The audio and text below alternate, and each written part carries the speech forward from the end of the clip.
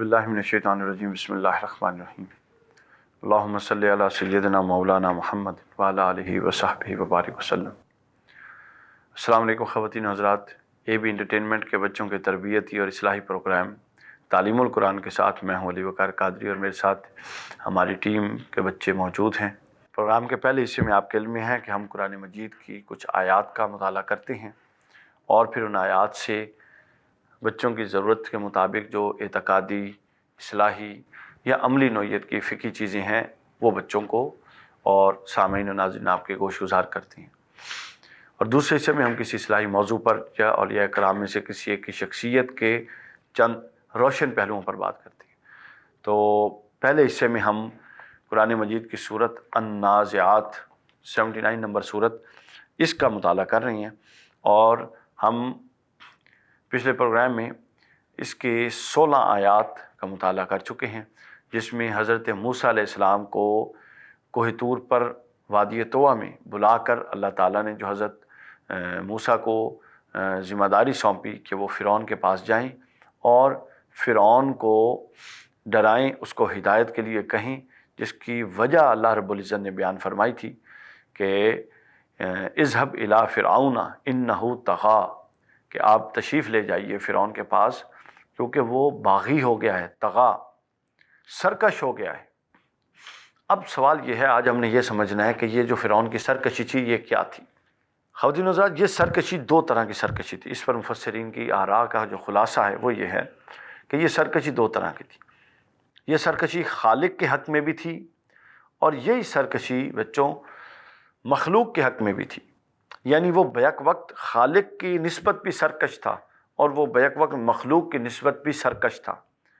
खालिक की निस्बत सरकशी ये थी कि वो दावा करता था अना रब्बुकुमुल आला, कि मैं तुम्हारा रब हूँ, सबसे बड़ा रब मैं हूँ तुम्हारा, ये दावा करता था। हालांकि रब अल्लाह है, अल्लाह के अलावा कोई रब नहीं है। हकीकी रब हकीकी तो अल्लाह है, खालिक हकीकी तो अल्लाह है। तो वो ये दावा करता था कि वो है। खालिक की निस्बत उसकी ये सरकशी थी। और ख़वातीन व हज़रात, जो लुत्फ़ की बात यह है कि अल्लाह ताला का जो कानून है वो कानून बड़ा हिकमत वाला और दानिशमंदी वाला है। वो कानून ये है कि जब कोई ऐसा करता है तो अल्लाह ताला उसको गुंजाइश देता है ताकि वो तौबा कर ले, फिर उसके पास पैगाम रसानी करता है, पैगाम भेजता है अपने बंदे को दे के, फिर मौका देता है और इसके बाद अगर कोई फिर भी सरकशी पर हठ धर्मी पर अड़ा रहे तो फिर उसको सज़ा मिलती है। तो जब फ़िरौन ने ये कहा, हज़रत मूसा अलैहिस्सलाम ने उसके पास जाके उसके इस दावे का बुतलान किया और कहा कि भाई तुम गलत दावा कर रहे हो, रब हकीकी तो और है। दूसरी जो इसकी थी सरकशी मखलूक की निस्बत, वो ये थी कि ये मखलूक पर नाजायज़ और नारवा जुल्म करता था। उसकी बहुत सारी तफसीलात कुतुब में आई हैं, जिसमें से जो दो बुनियादी चीज़ें ये हैं कि एक तो उसने पूरी बनी इसराइल की कौम पर पूरा तसल्लुत और पूरा तसर्रुफ़ रखने के लिए बनी इसराइल की कौम को जत्थों में तकसीम किया हुआ था। डिवाइड एंड रूल की पॉलिसी थी, जत्थों में तकसीम करके उन पर हुक्मरानी करता था। दूसरा, उसने जो इन पर, जिसको कुरान ने भी बड़ी अजीम मुसीबत कहा और बड़ी अजीम आजमाइश कहा, वो ये थी कि इसने एक ख्वाब देखा था और उस ख्वाब की ताबीर इसको मुअब्बिरीन ने ये बताई थी कि जो तेरी सल्तनत में एक बच्चा पैदा होगा और वो तेरी सल्तनत का तख्त को उलट के रख देगा। उस दिन से इसने ये पॉलिसी बना ली कि जो लड़का बनी इसराइल में पैदा होता उसको ज़िबा करवा देता और उनकी लड़कियों को ज़िंदा रखता। ये दो आजमाइश, ये दो वो मामलात थे जिसको कुरान मजीद ने और ख़ास तौर पर कुरान मजीद की शायद की तफसीर में मुफस्सिरीन ने फ़िरौन की सरकशी के ज़िमन में लिया है। अब जब ये सरकश हो गया तो उसके बाद ये हुआ कि अल्लाह ताला ने हज़रत मूसा अलैहिस्सलाम को भेजा, इज़हब इला फ़िरऔन, कि जाइए ए मूसा, तशरीफ़ ले जाइए फ़िरौन के पास। अब तशरीफ़ ले जाएं और फिर उससे क्या बात करें, इस पर भी अल्लाह ताला ने कुरान मजीद के बाद दूसरे मुकामात पर बात की और फरमाया फ़क़ूला लहू कौलन लय्यिना, बस तुम दोनों उनसे उससे जाके नरमी से बात करना। दोनों कौन? हज़रत मूसा अलैहिस्सलाम और फिर साथ उनके जो भाई थे हज़रत हारून अलैहिस्सलाम। इन दोनों को अल्लाह ताला ने, बरगुज़ीदा शख्सियात को अल्लाह ने फ़िरौन के पास भेजा। और देखिए कितना बड़ा सरकश, लेकिन यहाँ पर ख़वातीन हज़रात और प्यारे बच्चों, یہ ہمیں ایک بات سمجھائی جا رہی ہے کہ جب کسی کو دعوت دیں تو دعوت بڑے نرم طریقے سے اور بڑی حکمت اور دانش مندی سے دیں، اور اگلے کے مقام و مرتبے اور اس کی حیثیت کا لحاظ رکھ کے دیں۔ درستی نہیں ہے اسلام میں، بد اخلاقی نہیں ہے، یہ نہیں کہ آپ چڑھ دوڑیں، آپ کو کوئی محسوس ہو کہ کوئی گمراہ ہے، یہ تو ہمارے احساس کی بات ہے نا، لیکن یہ تو بالکل قطعی گمراہ تھا فرعون، جس کے بارے میں خود اللہ رب العزت نے فرمایا کہ یہ سرکش اور باغی ہو گیا ہے۔ لیکن دعوت کی جو حکمت عملی اللہ تعالیٰ نے بتائی، سبحان اللہ، وہ بہت پیاری ہے۔ جب بھیجا تو ساتھ تلقین کر کے بھیجا، یہ سورۃ طٰہٰ کی آیت نمبر 44 میں، کہ تم دونوں اس سے نرمی سے بات کرنا، یعنی اتمام حجت کا یہ تقاضا ہے کہ آپ دعوت حق پورے لوازمات اور جملہ تقاضوں کے ساتھ پورے اس کی شخصیت، اگلے بندے کی شخصیت اور اس کے معاملات تمام کا لحاظ رکھتے ہوئے بڑی حکمت اور دانش مندی سے پہنچائیں۔ ادعو الی سبیل ربک بالحکمہ والموعظۃ الحسنہ، قرآن نے پورا ضابطہ دیا کہ اچھے طریقے سے، دانش مندانہ انداز میں، بہترین طریقے سے دعوت پہنچاؤ۔ تو گویا ایسے ہی کیا گیا، اور یہ کوالٹی، یہ خصوصیت ہر نبی کی تھی۔ اللہ تعالیٰ نے حضور تاجدار کائنات صلی اللہ علیہ وآلہ وسلم سے متعلق بھی یہ فرمایا، یہ سورہ آل عمران میں اللہ نے فرمایا لو کنت فظا غلیظ القلب لانفضوا من حولک، کہ حبیب صلی اللہ علیہ وسلم اگر آپ کے مزاج کے اندر سختی ہوتی، درستی ہوتی، تو یہ جو آپ کے ارد گرد ہر وقت جمگھٹا لگا ہوا ہے یہ نہ ہوتا۔ تو ہمیشہ اللہ کے نبی نرمی سے بات کرتے رہے اور نرمی ہی سے بات کرنے کی تبلیغ کرتے رہے، اور ہمیں بھی نرمی سے بات کرنی چاہیے۔ یہ پہلو ہماری دعوت سے بالکل آری ہے، یعنی ہم یوں چڑھ دوڑتے ہیں کہ ہم یہ سمجھتے ہیں کہ جب تک اب اس بندے کو پورا حق پر نہیں ڈال دینا، ہم نے واپس نہیں پلٹنا، جبکہ ہمیں اللہ تعالیٰ نے ہر انسان کو، ہر مسلمان کو داعی بنایا ہے، ہم نے اچھے طریقے سے بچوں پیغام پہنچانا ہے۔ جب ہمارا پیغام اچھے طریقے سے پہنچ گیا تو بس اس کے بعد ہم بری و ذمہ ہو جائیں گے۔ یہ وہ حصہ تھا جب اللہ نے فرمایا کہ اے موسیٰ آپ تشریف لے جائیں فرعون کے پاس، فَقُلْ هَلْ لَكَ إِلَىٰ أَن تَزَكَّىٰ، کہ کیا تو چاہتا ہے کہ تیری اصلاح کی جائے، تجھے پاک صاف کیا جائے۔ تزکیہ تزکیہ سے ہے پاکی، صافی، صفائی۔ اس سے دو چیزوں کی صفائی مفسرین نے مراد لی ہے، ایک عقیدے کی، ایک عمل کی۔ جب تک عمل، عقیدہ صحیح نہیں ہوگا، عمل رائے گاں ہے، اور اگر عقیدہ صحیح ہو تو اس کے بعد عمل کے بہتر ہونے کی ضرورت پیش آتی ہے، چونکہ آگے پھر مغفرت اور نجات تو بنیادی طور پہ عقیدے پہ ہے، لیکن عمل بھی اس کے ساتھ ضروری ہے، لازمی ہے۔ سورۃ العصر میں بھی یہ بتایا گیا کہ والعصر ان الانسان لفی خسر الا الذین آمنوا وعملوا الصالحات۔ آمنوا کے ساتھ عامل الصالحات کو قرآن نے بے شمار جگہوں پر اکٹھا کیا، جس سے ہمیں یہ پتہ چلتا ہے کہ مقدم ایمان ہے، عقیدہ صحیح، عقیدہ مقدم ہے، اور اعمال کی قبولیت کا انحصار اور اعمال کی قبولیت مشروط ہے عقیدے صحیح ہونے کے ساتھ۔ لیکن جب عقیدہ صحیح ہو جائے اور کوئی عمل کو بالکل صرف نظر کر دے اور اسی پر اکتفا کرے کہ نہیں اب میرا عقیدہ ٹھیک ہو گیا، اب میں عمل نہیں کروں گا، تو یہ روش بھی بالکل غلط ہے، اور قرآن مجید کی جو طرز ہے اس کے بالکل یہ خلاف ہے۔ قرآن کہتا ہے کہ پہلے عقیدہ ٹھیک کرو اور پھر اس عقیدے کے مطابق عمل کر کے دکھاؤ، تاکہ پتہ چلے کہ واقعی تم اپنے عقیدے میں سچے ہو۔ تو عمل تو عقیدے کی تصدیق ہوتی ہے۔ تو اس لیے جب فرعون سے یہ کہا گیا کہ تم کیا اپنے آپ کو پاک صاف کرو گے، کرنا چاہتے ہو، تو اس پاکی اور اس صفائی سے مراد عقیدے کی بھی ہے اور عمل کی بھی۔ وَأَهْدِيَكَ إِلَىٰ رَبِّكَ فَتَخْشَىٰ، کیا میں تیری اس طرف رہنمائی کروں کہ تو اس کا خوف تیرے دل میں پیدا ہو جائے۔ یعنی یہ اس سے کہا گیا کہ کیا تیری اس طور پہ رہنمائی کی جائے کہ تو پاک صاف بھی ہو، عقیدہ بھی بہتر ہو، عمل بھی ٹھیک کرے، اور تیرے دل میں اللہ کا ڈر بھی پیدا ہو۔ یہ وہ مضمون تھا جو حضرت موسیٰ علیہ السلام نے بیان کرنا تھا۔ اس کے بعد فَأَرَاهُ الْآيَةَ الْكُبْرَىٰ، حضرت موسیٰ علیہ السلام جب وہاں پہنچے تو انہوں نے فرعون کو ایک بڑی نشانی دکھائی جو اللہ نے دی تھی۔ اس نشانی سے متعلق قرآن مجید میں 2-3 جگہوں پر آیا ہے کہ ایک نشانی، ایک رائے یہ ہے کہ وہ نشانی یہ تھی کہ آپ بغل میں اپنا ہاتھ دبائیں اور اس کو نکالیں تو وہ سفید اور چمکدار ہو جائے۔ دوسری نشانی یہ تھی کہ حضرت موسیٰ علیہ السلام زمین پر اپنا عصا ڈالیں تو وہ عصا اتنا بڑا اژدہا بن جائے، اور بن گیا کہ اس نے جتنے جادوگر حضرت موسیٰ کے خلاف بلائے گئے تھے، اس جادوگروں کے سانپوں کو اس اژدہا نے نگل لیا، اور پھر جب حضرت موسیٰ نے اٹھایا تو وہ واپس عصا بن گیا، وہ جو اژدہا تھا وہ واپس عصا بن گیا۔ تیسری ایک روایت جو جس طرح بعض مفسرین گئے ہیں وہ یہ ہے کہ اس نشانی سے دونوں چیزیں مراد ہیں جو ہم نے بیان کی۔ تو ہوا یوں کہ جب حضرت موسیٰ اور فرعون آیا، فرعون کے سامنے حضرت موسیٰ علیہ السلام تشریف لے آئے، تو فرعون نے حضرت موسیٰ علیہ السلام کی بات ماننے سے انکار کر دیا، اور اس نے کیا کیا، حضرت موسیٰ کی بڑی نشانی دیکھنے کے باوجود فکذب، انکار کیا، وعصا، اور نافرمان ہو گیا۔ اس کو نافرمانی کی سزا کیا ملی، اور اس کی نافرمانی کے بعد اس نے روش کیا اختیار کی، اس کو ہم انشاءاللہ اگلے پروگرام میں بیان کریں گے۔ ابھی یہاں پر بریک کا وقت ہوا ہے، اور بریک کے بعد ہم پروگرام کے دوسرے حصے کی طرف جائیں گے، ہمارے ساتھ رہیے گا۔ تعلیم القرآن۔ ویلکم بیک خواتین و حضرات، پروگرام کے دوسرے حصے میں ہم موجود ہیں، اور اس حصے میں ہم کسی ایک اصلاحی اور تربیتی پہلو پر بات کرتے ہیں۔ تو آج ہم جس حصے پر اس پروگرام کے اس حصے میں جس ایک پہلو پر اور جس واقعے پر بات کریں گے وہ ہمارے جو قرآن مجید کا براہ راست درس چل رہا ہے سورہ النازعات کا، اور اس میں حضرت موسیٰ علیہ السلام کا وہ قصہ کہ فرعون کی طرف بھیجا گیا، اور جو دعوت کا پورا طریقہ کار تھا وہ حضرت موسیٰ کو بتایا گیا جو چل رہا تھا، اسی میں سے ایک قصہ ہم آپ کو آج بیان کریں گے۔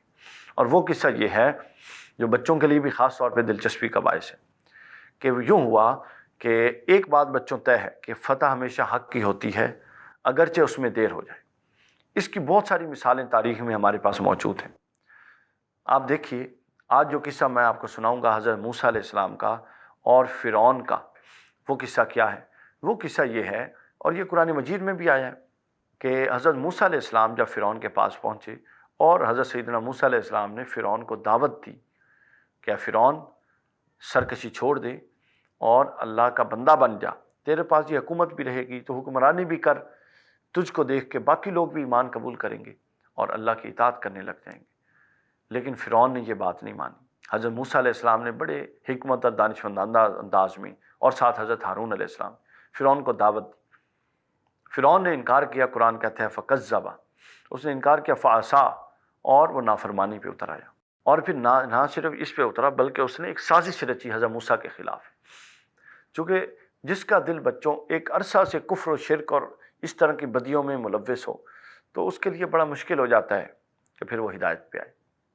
اس نے نہ صرف حضرت موسیٰ کے پیغام کو ٹھکرایا بلکہ حضرت موسیٰ کے مخالف ہو گیا اور ایک پوری سازش رچی، اور وہ سازش خواتین و حضرات اور بچوں یہ تھی کہ اس نے وہ، چونکہ حضرت موسیٰ کا جو دور تھا وہ جادو کی اور جادو کے عروج کا دور تھا، ہر طرف جادوگروں کا جناب سمجھ لیں کہ واویلا ہوتا تھا اور شہرت ہوتی تھی۔ اس نے کیا کیا، اس نے کہا کہ اس نے اپنے پورے علاقے سے، پورے ملک سے، اور اپنی جہاں جہاں اس کی رعایا تھی وہاں سے جو معروف جادوگر تھے ان کو بلانا شروع کر دیا تاکہ حضرت موسیٰ علیہ السلام کا مقابلہ کر سکیں۔ وہ حضرت موسیٰ کے معجزات کے بارے میں سن چکا تھا۔ جب وہ تمام علاقے سے لوگ آئے تو مفسرین نے مختلف تعداد بتائی ہے۔ حضور شیخ الاسلام فرماتے ہیں کہ اس حوالے سے انہوں نے ٹوٹل جو تعداد میکسیمم ہے وہ ہے 80,000 جادوگر، اور اس میں سے 70,000 جو تھے 70 جو تھے 70 سردار تھے جو بڑے چوٹی کے تھے، اپنے اپنے علاقوں کے ٹاپ میجیشین جو تھے، اور باقی ان کے آگے شاگرد تھے، ان کے چیلے تھے، ان کے آگے خوشاچین تھے۔ تو یہ 80,000 کے لگ بھگ کم و بیش جادوگروں کا ایک بڑا تعداد جب فرعون کے دربار میں آ گئی تو حضرت موسیٰ علیہ السلام کو بھی بلا لیا گیا، حضرت موسیٰ بھی موجود تھے۔ تو فرعون نے ان سے کہا کہ اپنے جادو کا مظاہرہ کریں۔ انہوں نے حضرت موسیٰ علیہ السلام سے پوچھا کہ پہلے آپ کریں گے یا ہم کریں؟ حضرت موسیٰ نے فرمایا کہ آپ کرو۔ انہوں نے اپنی رسیاں، اپنی لاٹھیاں پھینکی، ان کی وہ لاٹھیاں جو تھی وہ رسی بن گئی، وہ سانپ بن گئی، ان کی رسیاں اور لاٹھیاں جو انہوں نے پھینکی وہ سانپ بن گئی، اور یوں دربار میں یوں گھومنے لگی، یوں ایک خوف و ہراس کا عالم طاری ہو گیا۔ اللہ تعالیٰ نے حضرت موسیٰ تو اللہ کے رسول پیغمبر تھے، جادو سے تو آپ کا تعلق ہی نہیں تھا، لینا دینا ہی نہیں تھا۔ تو حضرت موسیٰ علیہ السلام کے دل میں اللہ نے یہ ڈالا، کیونکہ اللہ تعالیٰ نبی کا پشت پناہ ہوتا ہے، نبی اپنی طاقت سے نہیں لڑتا، نبی تو دیکھنے میں ایک انسان ہوتا ہے، لیکن نبی جس طاقت سے لڑتا ہے وہ اللہ کی طاقت ہوتی ہے۔ اللہ نے آپ کے دل میں ڈالا کہ آپ بھی اپنا عصا پھینک لیں۔ حضرت موسیٰ نے جو ہی اپنا عصا، آپ کے ہاتھ میں ایک ہوتا تھا، وہ عصا پھینکا تو وہ عصا اژدہا بن گئی، اتنا بڑا سانپ، اور وہ اتنا بڑا سانپ بنا کہ اس نے جادوگروں کے جتنے چھوٹے چھوٹے سانپ تھے وہ سارے نگل لیے، اور آپ نے جب اس کو اٹھایا تو وہ واپس کیا ہوا؟ واپس عصا بن گیا۔ اور جادوگروں کا ہوش اڑ گیا یہ دیکھ کے، چونکہ وہ تو جادوگر تھے، وہ سمجھتے تھے جادو کی اصل نوعیت کیا ہوتی ہے۔ انہوں نے کہا کہ نہیں، یہ جادو نہیں ہو سکتا۔ وہ سب حضرت موسیٰ کے قدموں میں گر گئے، اور پیارے بچوں ان سب نے، تمام جادوگروں نے اسلام قبول کر لیا۔ اللہ کی حکمت دیکھیں کہ جادوگر جو ہیں وہ مومن ہو گئے، اور فرعون پھر بھی اپنی جگہ پہ وہیں کافر کا کافر رہا، اور حضرت موسیٰ کی مخالفت سے باز نہیں آیا۔ اور وہ اس لیے باز نہیں آیا کیونکہ حضرت موسیٰ نے تو اس کو پورا موقع دیا، لیکن وہ اپنی اصلاح کے لیے تیار بھی نہیں تھا۔ جو بندہ ہٹ دھرم ہو جاتا ہے، دیکھیے گناہ کا پہلا درجہ ہوتا ہے خطا، دوسرا درجہ ہوتا ہے گناہ، کہ جب بندہ خطا ہوتی ہے ایک دفعہ، جب اس سے توبہ کر لے، رجوع کر لے، دوبارہ نہ کرنے کا سوچے، تو اللہ تعالیٰ اس کو معاف فرما دیتا ہے۔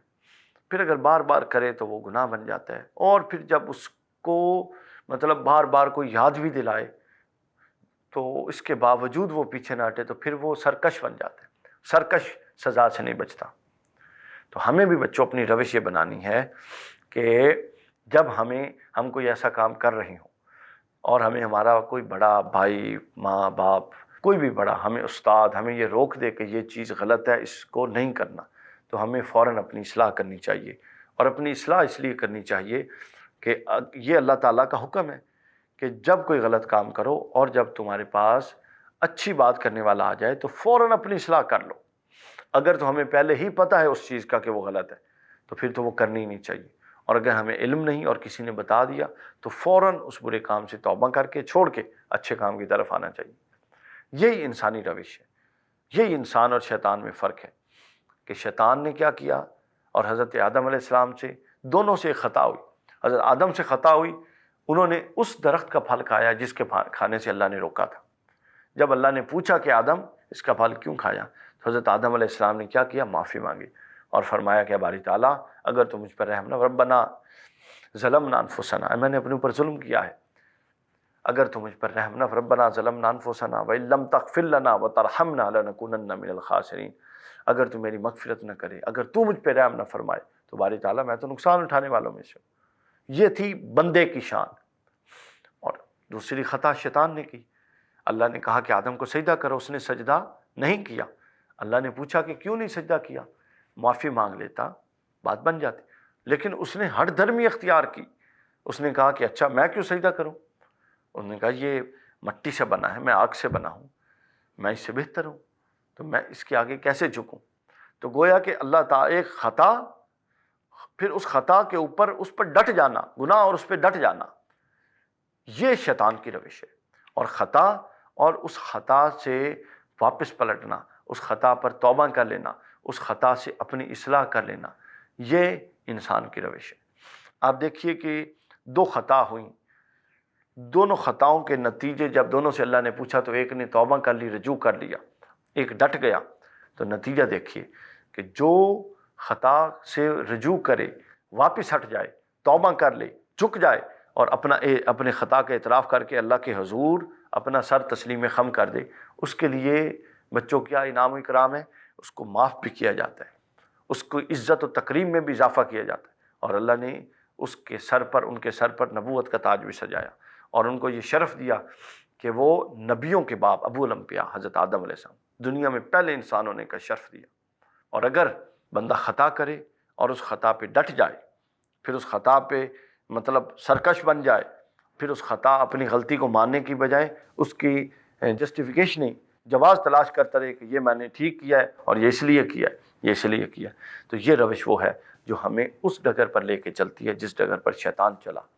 اور شیطان کا نتیجہ آپ دیکھ چکے ہیں کیا ہے، کہ وہ قیامت تک کے لیے مردود ہے۔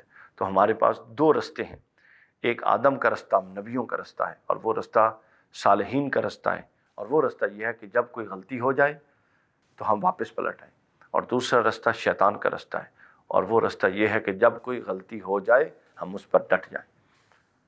خواتین و حضرات اور پیارے بچوں، ہم نے یہ طے کرنا ہے کہ ہم نے انبیاء و صالحین کے رستے پہ چلنا ہے یا شیطان کے رستے پہ چلنا ہے۔ اللہ تعالیٰ سے دعا ہے کہ ہمیں اپنے نیک اور صالح بندوں کے رستے پر چلنے کی توفیق دے، جیسا کہ اس نے خود کہا اور خود حکم دیا، صراط الذین انعمت علیہم اور غیر المغضوب علیہم ولا الضالین، کہ دعا منگوائی ہم سے کہ مجھ سے دعا کرو کہ تمہیں ان بندوں کے رستے پر چلاؤں جن پر میرا انعام ہے، اور دعا کرو کہ ان لوگوں کے رستے سے محفوظ رہو کہ جن پر میرا غضب ہے۔ تو ہم بھی اللہ سے دعا کرتے ہیں کہ ہمیں انعام یافتہ لوگوں کے رستے پر چلائیں۔ خواتین و حضرات، ہمارے پروگرام کا وقت ختم ہوا۔ کل انشاءاللہ نئے موضوع کے ساتھ آپ کی خدمت میں حاضر ہوں گے اور نئی آیات کے ساتھ آپ کی خدمت میں حاضر ہوں گے۔ شکریہ۔ السلام علیکم ورحمۃ اللہ۔ مشکلیں سب دور ہوگی کلام ربی سے، مشکلیں سب دور ہوگی کلام ربی سے۔